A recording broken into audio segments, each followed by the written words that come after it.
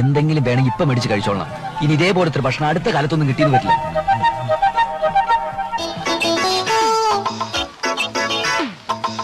ഇന്ന് ഞാനൊരു സത്യം മനസ്സിലാക്കി.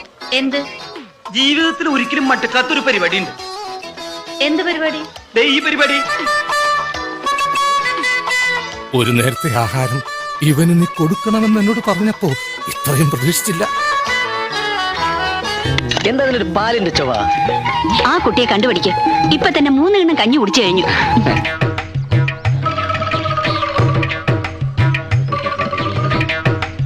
എന്തേ മതിയാക്കിയോ? ഞാൻ വളരെ കുറച്ചേ കഴിക്കാറില്ലേ, അത് കണ്ടപ്പോഴേ തോന്നി. ഓരോരുത്തന്മാര് വയറ് വാടകയ്ക്ക് എടുത്ത് വന്നിരിക്കുക.